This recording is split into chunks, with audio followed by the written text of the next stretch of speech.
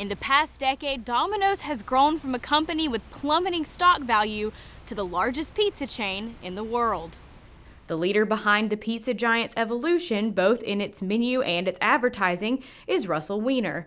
Prior to joining Domino's as Chief Marketing Officer in 2008, Weiner led the marketing for Pepsi's North American business. Today, he's risen to become the president and COO for Domino's, and he's a mentor to students on the High Point University campus as their corporate executive in residence. Lauren Strickler is a junior business administration major who had the opportunity to lead a Q&A on how to land that job with the Domino's leader. I think one of the biggest takeaways from today is that failure is good. I think Dr. Anita Cobain talks a lot about the difference between unproductive success and productive failure, and I think Mr. Weiner touched exactly on this today, how a great leader is someone who is able to look at their failure and they're able to learn from it and say, okay, this is how I can improve, and not get so down about it and stay down, but rather bounce back, find a new way to look at something, and ultimately learn and grow from it, which I think he has done so well with Domino's, as we have seen and heard today. The COO and president also took part in a student-produced podcast, marketing micro sessions, and a life skills seminar filled with eager students.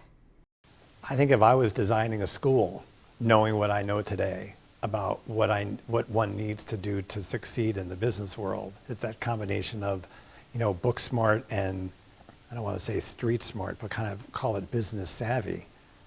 This would be it.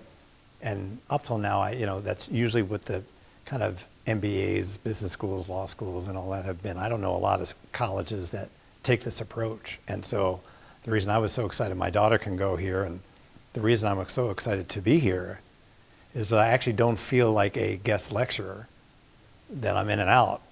I mean, it's been a full day with you guys, and my sense really is that it's to give students the best information they can so they could be the best leaders that they can be for the future. And I just don't think there's a place like that out there. HPU students have experienced a semester full of professional development opportunities with visits from an all-star lineup of in-residence faculty.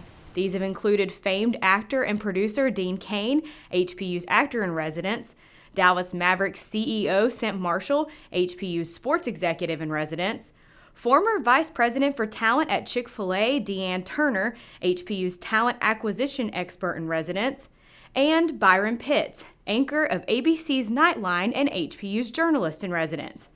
And there's more to come.